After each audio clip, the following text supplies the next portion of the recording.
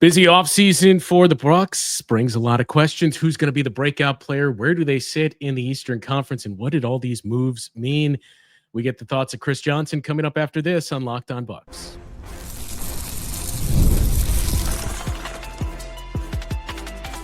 You are Locked On Bucks, your daily Milwaukee Bucks podcast, part of the Locked On Podcast Network, your team every day.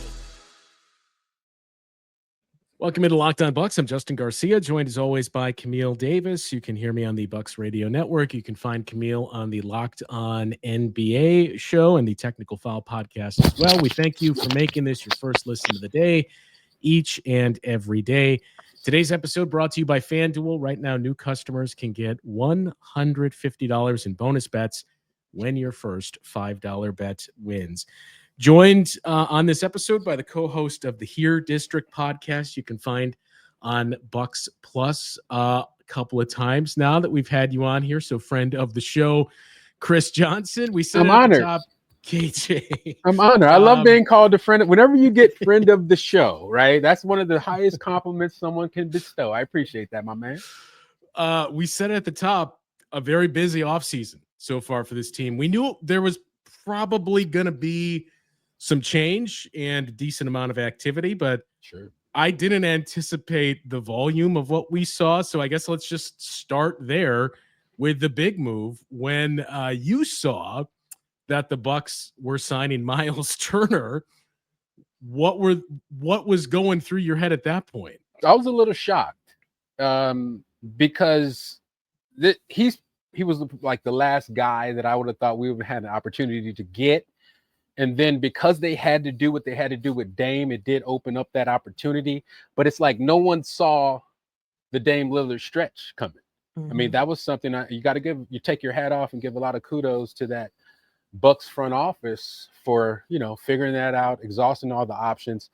I know I was kind of operating under the impression when the season ended, there may be an opportunity for a disabled player exemption, but that quickly went away when I know several people dispelled that notion because of several factors. So that's pretty much the only thing they could do. And to get Myles Turner, to pull them off an Eastern NBA Finals squad where he was a huge piece, and to be, 29, 30, Yep. 29 years old, and the younger version of, my dad always says it, but he says the younger version of Brook, right? Yeah, he probably has a little bit more, some things does a little bit better than Brook, in my opinion, from the scoring perspective. But at any rate, you now have somebody to put next to Giannis. The 5 is solidified. There's no question marks. High level dude. I'm excited. I mean, that was a hell of a pickup, man. What were you guys thinking when you heard the news? A lot of the same. My tweet is literally what I said out loud, and it was just what? And then I saw it again of like Dame is stretching. It was like what? That's what we're doing. That's how they're getting this done. Because I mean, the question was after losing Brook Lopez, who has been a major part of what the Bucks have done since his tenure here, 7 years of Brook Lopez in Milwaukee, and he has been a defensive anchor. So the question I kept thinking about was, well, how do you pivot? Like, who is your next center you're putting next to Giannis? Because we've heard Giannis express he prefers to play the 4. He likes having that guy next to him. Sure. So what do you do? And they go and get Myles Turner, which, to your point, he does a lot of the same things that Brook Lopez does. One of my favorite sites right now is Shot Creator, where you can go and you can type in a player, you can see all the clips based on where they are on the floor and everything like that. That's one of the first things I did once the Bucks got Myles Turner, was to compare where he got his shots on the court to Brook Lopez. A lot of it is the same. A lot of above the break threes is where a high volume of their shots come from. The only differences that I really saw from just the raw numbers of how they get their buckets offensively is just that Myles Turner is a bit of a better mid-range shooter than what Brook Lopez can give you, but Brook has been more effective in the rim and in the paint than Myles Turner has been as well. So that's like a little bit of the takeaway, but you can't really ask for a better fit next to Giannis than what Myles Turner can give you. So after the initial shock of just the what happened here, it was like, I'm on board with this, especially after seeing Myles Turner talk about coming to the team and his personality and all of that. And I was like, yeah, I can't wait to see him in a Bucks jersey. What about you, Justin? Well, I want to get to that last thing you said too, because that's the other interesting pivot from this offseason. But I was stunned and I think Camille and I were on together as it was unfolding, or we went live shortly thereafter, and we both were kind of assuming like, so this is a sign and trade. What are they doing to work out with Indiana? And then it was like 5 minutes later that the Dame piece dropped. We were like, wow, okay, well, I guess that makes sense. And I suppose too, like the cap is obviously a big part of it, where we came in with the assumption they have more flexibility than they would have had if they weren't a second apron team, and certainly more than they had a summer ago. But yeah, I mean, it's not like they have their pick of the litter, and there were countless people that I'm sure took victory laps in the comments and everywhere else that would point out Myles Turner, go get Myles Turner, replace Brook with him. And we would always say like, great, it makes sense on the court. Sure. There's no real avenue to do that. So when that happened, I did wonder too, in knowing that's the prototypical guy that you need next to Giannis, as we saw with Brook, where you're just like, should we have been more up on, like, should we have thought, what are they going to be working on here? Because we know what works next to Giannis and what you have to do. And the goal is to keep Giannis. So like, we've been a little more aware of this possibility. It's just, I think, man, I thought the same thing, Justin, but it's like, how can you be aware that they were willing to do stretch Dame? And that's where it all kind of starts and stops. So it's like you can't even get to Myles Turner without figuring out that thing with Dame. So to me, that was the move of the summer. Just however that happened, however that came about, because of what it led to and the flexibility the Bucks had. The last thing about Myles Turner from a stylistic perspective, I love him as a screen setter and as a mover offensively. You see the type of stuff, actions that Indiana does. They're really dynamic. I think it's really going to help the Bucks to have a guy that's sort of has this frenetic energy offensively. Screen here, screen there, raise his man, lift this guy, duck here, cut here. I mean, that I tell you, that's going to be. May sound like an underrated little small thing, but I think it's going to really pay big dividends for the Bucks offensively next year. I think that's fair too, because that Pacers offense felt like, who said this? I think it was LeBron who mentioned, like, I think he characterized their offense as organized chaos. Yeah. Where it's not much that's being ran necessarily, but guys are playing off each other, reading. Yep. Exactly. And if the Bucks can get that going too, a little bit more of that off-ball movement, like with Giannis at point guard, like it opens up a lot of doors for you. Absolutely. So I think there's really two big talking points that came out of the move here. Number one, Pacers fans, and apparently the Pacers organization, very upset that Myles Turner moved on. I guess with that, I mean, it's no surprise that fans are going to be upset that one of their star players moves on to a team that's become your rival. But one of the things, like Camille and I talked about it all throughout the summer, other people have said it too. Like, yeah, it's a bummer. But you could have avoided this. Like, Myles Turner's name was in trade rumors for basically the last 7 years. You signed DeAndre Ayton to an offer sheet while he was still under contract. You could have re-upped him and locked him up leading into this. And instead, they took the calculated risk to say, well, there's two teams with cap space. Let's see what type of offer you get. And we're pretty confident that we can match it. And it was one of those scenarios where, like we just said, who could have seen the Bucks waving and stretching Dame?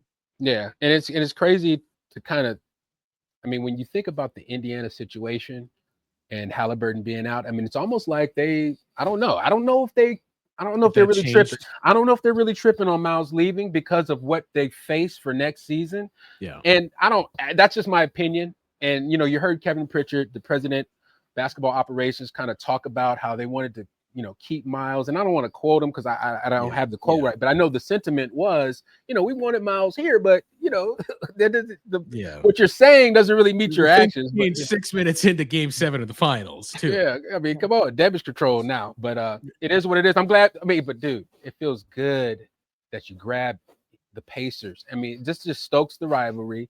I love how this rivalry has just gotten worse and worse and more heated and heated as every day goes by. And I cannot wait till next season to match up with them dudes. How big of a rivalry is it? Because so Mark Boyle, the longtime voice of the Pacers, we would talk about it with him before all the Pacers games.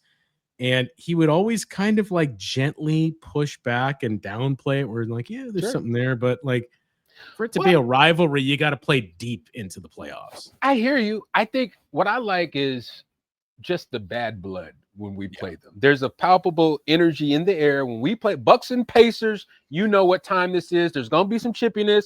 There may be, you know, a couple of things going on here and there. I mean, when they took the game ball, I mean, that's one of my favorite episodes in NBA history. Like that image of Giannis being held, where he's being, you know, when he's being held back, looking down the locker room. You know, it's just like the drama, the pageantry of it all. I just love it, man. And I love just going. I don't know, man. I love it, man. That's all I'm gonna say on the matter. I love it. I'm with you. I love the energy. I love the beef. Like I know that there are Pacers fans out there who be like, man, this ain't no rivalry because they can't beat us. They ain't beat us. I know. And I get it because as a Packers fan, you hear Bears fans saying that stuff all the time. But y'all just finally got a win for the first time in years. I ain't trying to hear that, but it didn't matter leading up to that because every time we play the Bears, it's going to be that energy. It's that feeling to it. And that's what Pacers Bucks feels like now, where the Bucks really need to try to get them licks back at this point. Sure. But like, just because the wins aren't even on both sides doesn't, in my opinion, make the feelings between the two franchises any less at the moment. Yeah, I disagree with Mark. I mean, look, I get that sentiment, and his point was like Pacers Knicks in the 90s. We were playing in the semifinals and conference finals. Like, For sure. Let's see if we can get there. But in the time being, there's definitely something here. And what a scene it would be too, guys, if on opening night or the first time the Bucks play the Pacers. Imagine that being the home opener for the Bucks too. Let's go. And Myles Turner strolls out there for the starting lineups and hands Giannis a ball, and it's the game ball from that. I love that. Let's get that done, man. Make some calls. So it's certainly sent shockwaves through the NBA and a little bit of a ripple effect in the Eastern Conference. You could really make an argument that Achilles tendons were the ripple effect through the Eastern Conference. We'll get into that conversation and what the conference looks like coming up after this. This next segment of Locked On Bucks is brought to you by FanDuel. We got summer sports in full swing. Whether you're all about baseball under the lights, golf on the green, or high-stakes soccer action, FanDuel is the best way to make every game more exciting. You're already following the action, so why not make it a little more thrilling? With FanDuel, you can get in on the game while your friends are getting sunburned at the beach. The app is easy to use. Your payouts come fast, and it makes even regular season games feel like must-watch events. Whether you're placing a same-game parlay or watching a bet right into the ninth inning, FanDuel makes it feel like you're part of the action. If you're new to FanDuel, new customers can bet just $5 and get $150 in bonus bets if your first bet wins. Open the FanDuel app today or visit FanDuel.com to get started. So I guess, I mean, that's really the biggest thing to talk about this year, right? Not just the offseason and how much it bled into there, but Myles Turner moving on and the Pacers' willingness to go that deep into the tax and give him that type of a contract. The Celtics maybe expediting a little bit of their sell-off a little bit earlier or more than they anticipated with the Tatum injury, and teams that are on the fringe, like the Magic, making the move that they did and saying, we don't know who the clear frontrunner is in the East. We think it's wide open because we saw 3 different Achilles tendon injuries in the playoffs. Crazy. You know, we had a long-time UCLA trainer, Tony Spino, on our podcast last week. He was actually talking about just the Achilles and the differences in shoes. And I left the conversation not really understanding how this happens in 2025. How does that many of the same thing happen in 2025 with the new advancements in technology, physical training, not to mention load management? Like, how it's not wear and tear. So it's just a lot of questions. But what it did was it did change complexion. And now it made teams have to really, the teams that suffered the injuries, you got to really think about your future and what next year is going to look like and what moves you're going to make and where your guy is. And so, you know, when you talk about the East, Cleveland, Boston got a lot worse. I think obviously the Knicks are going to be pretty good where they're at, but my team that I'm kind of wondering about just seeing what they do next year are the Hawks. Yeah. I mean, I like the offseason moves for some reason. I don't know why. Every time I see the Hawks make a move, I was like, dang, that's a solid move. You know, it's one of those things where you're like, dang, the Hawks, what are they doing over there? So the Hawks are a team that I'm going to look at. And then just depending on, you know, I think Cleveland has a shot. But, man, I'm rolling with the Bucks. Let's get something clear. Let's be clear here. I am really high on this lineup. I am really high on this roster. I love the young guy. I mean, look, the last couple of seasons since, you know, I kind of got back into Bucks basketball real heavy on the cover tip.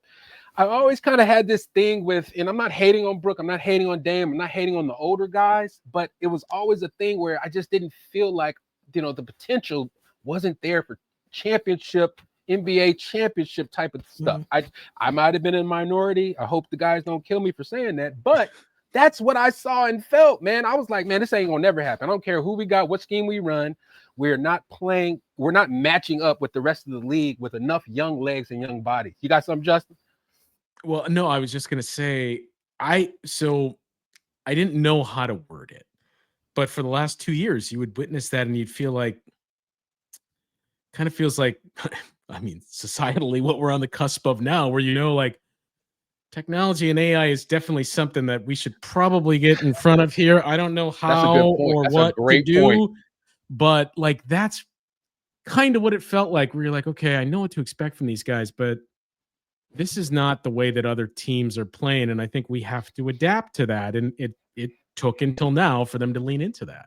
But how relieved? I'm relieved, honestly. And I'm be honest. I'm like, now I feel like we have a shot over 82 games and we can really do something. I think so. This summer, on the Bucks roster for summer, or after all the signings, I believe it was like something like 10, 11, 12 guys that are 26 or younger, or it's double digits. It was something sick. I was like, are you serious? I was like, oh, let me go to the roster. I had to double check the roster because I was like, wow, this does not sound like the Bucks that I had gotten used to. Now, going all in on the youth, I think now Doc is going to have to be forced to trust guys, right? Now you got to play guys. Now you got to throw guys in the fire that you might not have thrown, but you don't have anybody that, in my opinion, hold their own weight on the NBA in today's NBA level. I feel like everybody on that team, everybody on that roster, down to Chris Livingston, if he gets thrown in the game, I feel like that they could be a serviceable piece to a system or an engine, right? I feel like I just feel like I like it. I know everybody doesn't like the roster, but I like you don't got to sell any of us on Chris Livingston. Not okay. In this You rolling with Livingston? Oh man, that's his boy. Fan club. Yes, sir. Yes, sir. And you know, we all were kind of Camille was the first one to say it out loud too. Like the edict coming into the offseason, Giannis has to be the oldest player on the team. Oh yeah. Yeah, gotta be, because when you look at just how it's a few different things to look at it. One, you mentioned like how the Bucks of old were just kind of old, right? No pun intended, Bucks of old, whatever. But I understood the logic behind it of like, okay, you're trying to compete for a championship. You're trying to surround Giannis with veterans who you can trust in the moment, go out there and get it. Like you see what the Clippers are doing this offseason, where they're really doubling down on veterans. I'm surprised. I'm like, right? Man, like we gonna see how that work out, but they're doubling down on it. Like, hey, we only need this to work for a year. If it works for the year, we get a championship, you roll with it. But when you see like the finals and you saw the Pacers and the Thunder, like my husband was watching with me and he looked at me at one point and he said, these boys are fast. They are playing fast. Like the Bucks would have been smoked trying to keep up with these legs. So to see the Bucks transition where Giannis is one of the oldest players on the team, and with him being one of the oldest players, he's still one of the biggest threats in transition. He's one of the biggest threats with the ball in his hand. Like you put guys around him that can actually run with him. Like one of my co-hosts on Tech File said, like he wished this would have happened years ago when Giannis was even more, you know, agile, running even more. But like they're finally at this point where they understand this is the way to go. And I think I'm excited for it too. I've been saying I'm really excited for this new version of the Bucks, but I think one piece of it for fans as they watch too with trusting young guys is that there's going to be some ups and downs that come with it. Yes. I mean, we saw that stretches last year, even with AJ Green when he went through a shooting slump. Sure. And you saw some people calling like, put him back on the bench him. And it's like, you got to let shooters shoot through it. Like you have to go through those learning pains. And I think we might have times like that in this season, but what gives me encouragement about it is the growth of Giannis as the leader. Yes. Like for years, Giannis has led by action and action alone. But you saw it even last season, how often he's talking to guys, putting his arm around them, coaching them up. And he's going to have to lean even more into that, I think, this upcoming season. But again, like the prospects of seeing a fast-paced Bucks team is exciting. And even when you're not thinking about pace as in them running up and down the floor in transition, I want to see pace, even just getting into half court offense. I want to see the ball up court in 3-4 seconds. I want you running your sets while it's 20 seconds left on the shot clock. Like, let's get into it. Let's get the pace up all around. And I think they have the personnel to really do that this season. Yeah, I do too. A couple of things on that. As far as like, I think that you wish you would have had this for Giannis a little earlier in his career. I think that Giannis is at a place as a passer where he's probably at the best he's been. His vision, his assist, ability to make the pass, he can execute pretty much any. We've seen him do them crazy left-hand passes. So he's really, really impressed me as a passer. And so I think that, this, with surrounding him with the crew that they have, I mean, this gives him an opportunity to average a triple-double next season. The other thing I forgot what I wanted to say, but no, it was about the youth. You're talking about your husband's comment about the speed. I thought the same thing. Oh no, I wanted to bring this back. I was watching something on the internet, and somebody was watching this new, how the NBA game is with 5 out, and so they were discussing all of the rotations that players have to make in the NBA on a single possession: close out, recover, dig, and they were alluding to the fact that type of pace over however many possessions in the NBA game that they play currently may contribute to some of these. I was going to ask, like, when we look back at, the game in the 90s and 2000s, and it was much more of a half court, and your bigs were staying closer to the basket. And now your bigs have to defend on the perimeter and then get back in the paint. That it's no longer that game. And we had, Camille, you can attest to this too. We would have the same conversations around football of like, human body isn't made for this. Yeah. I don't know if the human body's made for those types of rotations. No, not.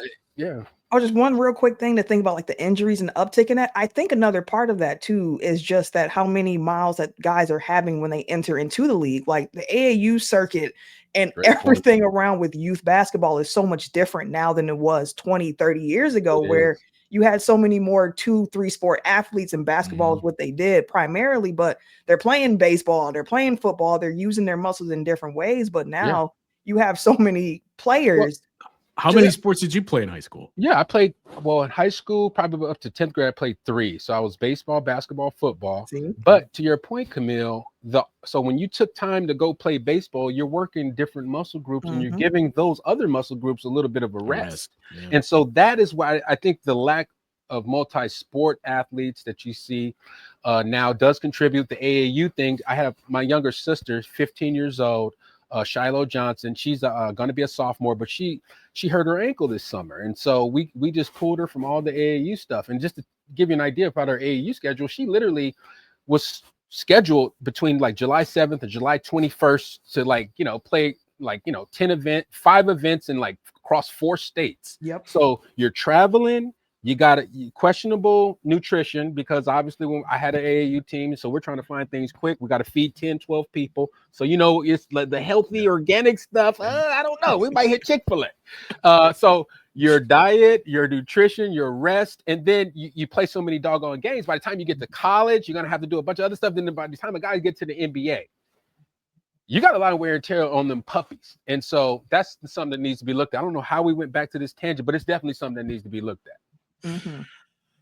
We mentioned a couple of the names and the way that the Bucks have now changed their style, we think, at least, and the calling for, hey, get more athletic, get younger, play at a faster pace. On paper, it looks like that's what they're going to do. So that leaves a couple of candidates to have some breakouts. And Doc Rivers shared some thoughts on that. I'm curious what you guys think about the other names. We'll get to that discussion coming up next. So it was one of the first games of Summer League where Doc was in his usual spot as one of the guests on the broadcast. And man, he shouted out a handful of guys. And this was right after everything came into the fold, but really talked up the youth on this team and guys that were going to take a massive step forward. And I mean, he didn't really give a clear answer on who he thought was the biggest, but I think the implication was it KPJ or AJ Green? Yeah, KPJ. KPJ was really one. Talking up AJ Green, Gary Trent too. Yeah. I mean, even some guys that we haven't mentioned when you look at how much their role is going to change. I hesitate to even say the name Kyle Kuzma is certainly in line for a bounce forward too. Absolutely. But who do you view on this roster and just say, you know what, I'm really excited for them in their new role next season? I'm putting my chips on Ryan Rollins to have the breakout season for Milwaukee Bucks next year. I think he's going to get a lot more opportunity to play, to contribute meaningful minutes. I just look, if we're going point Giannis and you got KPJ there, and now we have Cole Anthony, so that's some nice insurance. But I just don't see a world where, you know, KPJ is going to be on the ball as much as maybe Doc is sounding like in summer league. I just don't see a world where that might happen. I think KPJ has a lot of upside as a catch and shoot guy, and a guy that can attack closeouts off the catch, and, you know, two dribble step backs, but when guys are moving defensively and trying to cover them. So I think Rollins is going to get a ton of time. I love his physical attributes, and I love his metrics, and just in his small, you know, amount of, I mean, golly, it's like, if anybody on the team deserves to get 30 minutes or a long extended period to see how he does, it's Ryan Rollins. So for me, it's Ryan Rollins. I think he's going to be the guy with the breakout season next year. I think that's fair because Eric Name of The Athletic did like a 2-part interview with John Horst. And then the second part, one piece that stood out to me, and when me and Justin did the pod on it afterwards, I was like, dang,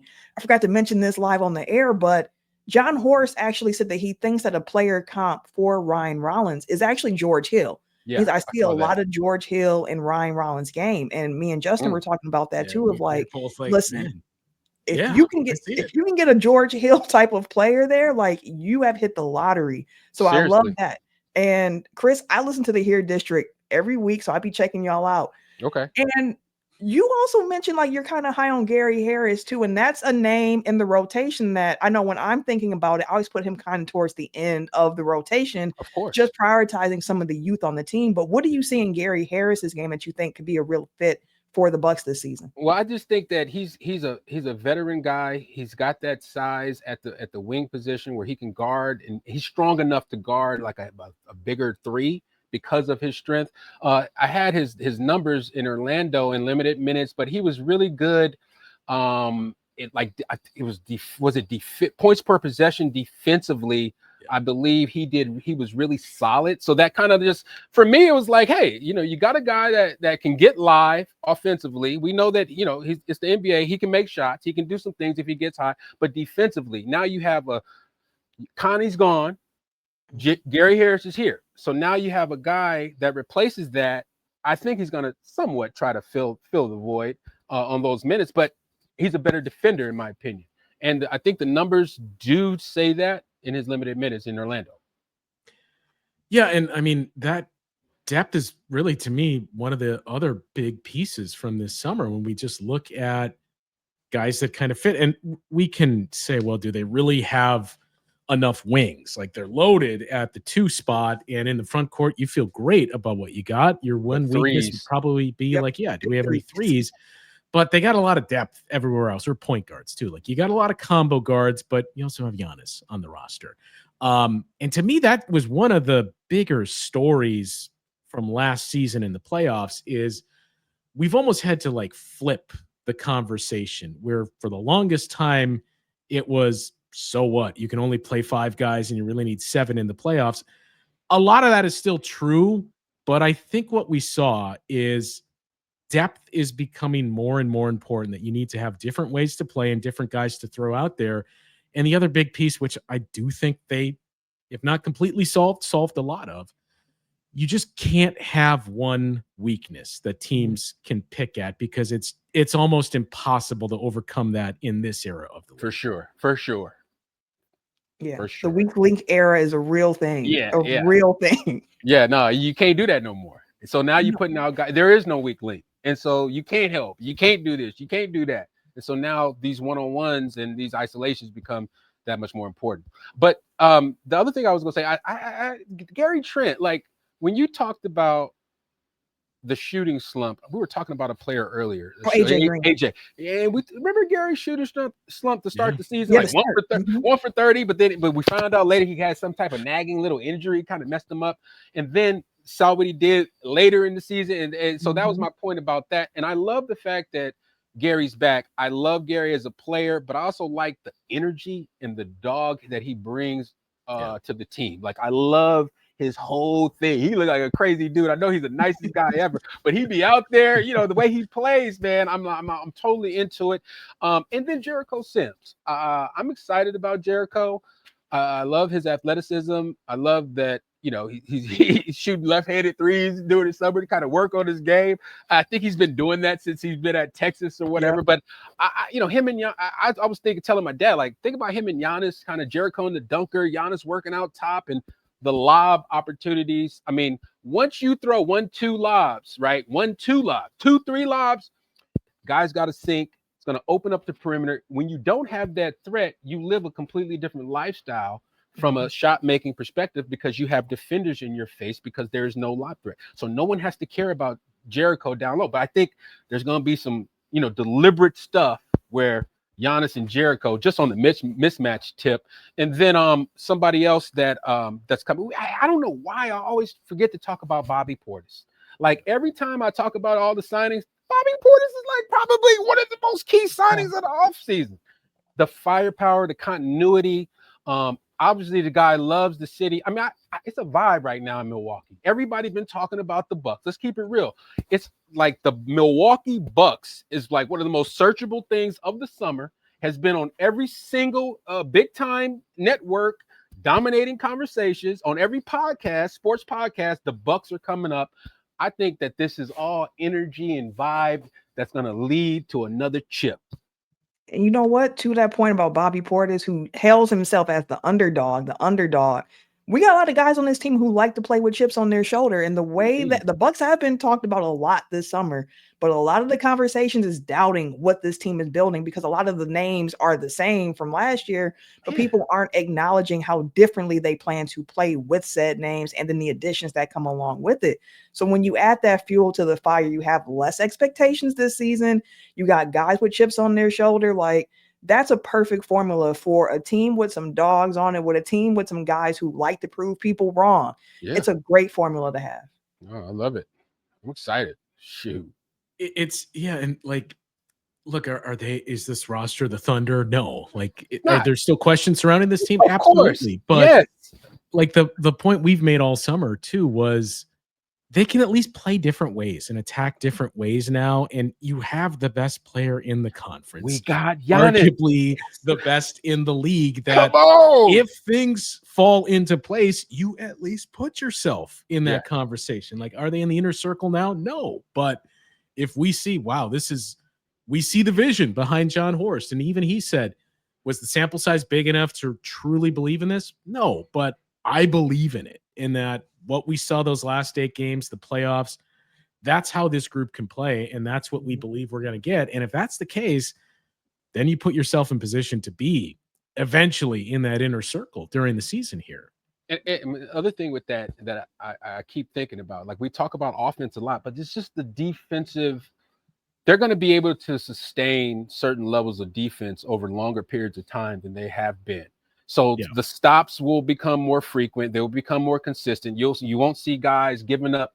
Let's be real. If I had hair, I'd pull my hair out on some of the baskets that we would give up, the offensive rebounds, those second chance. You guys remember. I mean, it was like, dang, why can't we get that? Like, we're going to start getting some of that. And some of these possessions are going to be secured. And it's going to change the destiny of the squad. Look, I'm not one just to like pump stuff up my whole life, right? I'm never really one to, I'm rolling because this and that. Like, I feel it. I go off on my feeling, and I feel like these Bucks are going to morph into something truly special come February. And we're going to get back on this pod, and then I'm going to be like, you go pull it up. I'm going to be like, run that clip, Justin. Hey, play that like Joe Rogan. Hey, play that clip, Justin.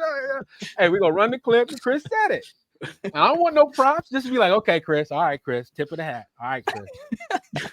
That's all I want. Last thing I have for you. So we've talked quite a bit about this too.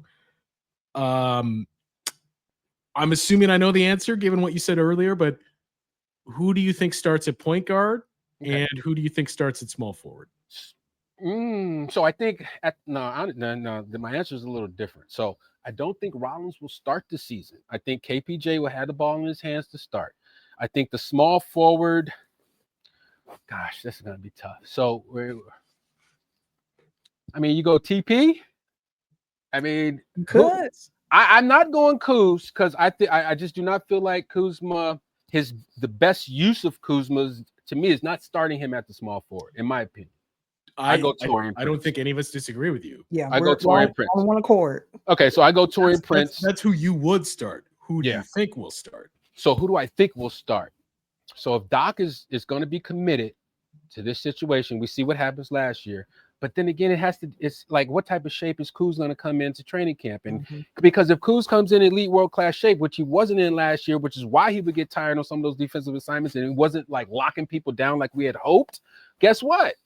He's a different guy. He's Lakers Kuz. Now he's back into his championship pedigree, championship medal with the contributions that make sense for a title contender.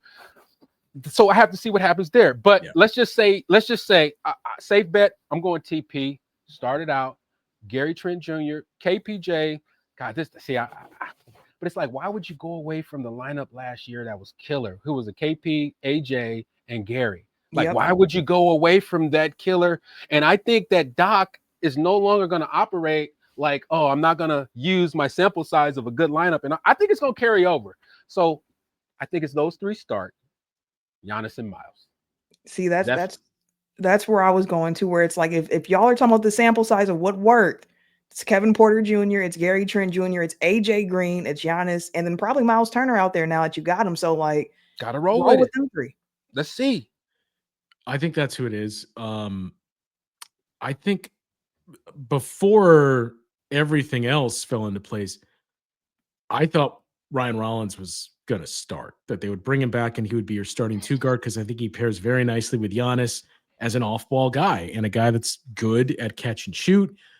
But now when you look at the bench, and that's the other thing is, man, this bench potentially is something that the Bucks haven't really had in quite some time, where it was always either like one guy could score or it was just guys that were out there to defend, where your starters would give you a lead and just say, don't screw this up for us.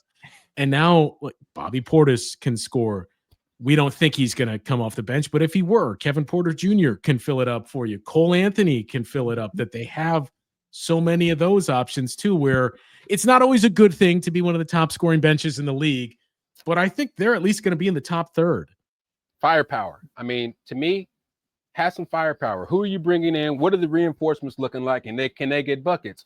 Oklahoma City, like they bringing in Isaiah Joe and all these other kind of dudes. Like, you know what I'm saying? Like guys are getting buckets. And Case and Wallace, like guys are out here getting buckets. And that's the name of the game in today's NBA. You got to go out there and get buckets. Obviously, you got to get stops. But if you have a squad of guys that cannot get buckets coming off the bench, and you're hoping that their value is going to be realized as facilitators or defense, that's not going to work in today's NBA. You got to get a value offensively for guys, right? You just do. I mean, because the rules and the spacing and the pace, it's like, you know, there's going to be your guys that can lock up, but like, you better score. And so the Bucks have that is filled with guys that can do that. The question is, how quickly can Doc get this thing together?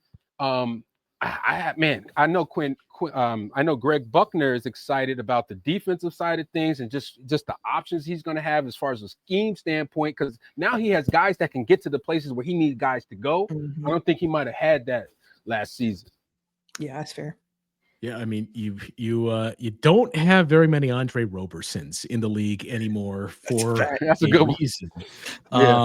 And shouts to Buck too. I haven't gone up to him yet, but I just discovered we're at the same gym, and I've seen him a handful of times. The first time I saw him was when the news broke that Brook Lopez was leaving, and we're like, well, this is definitely not the time to go up to him and say, hey, Buck, how's it going?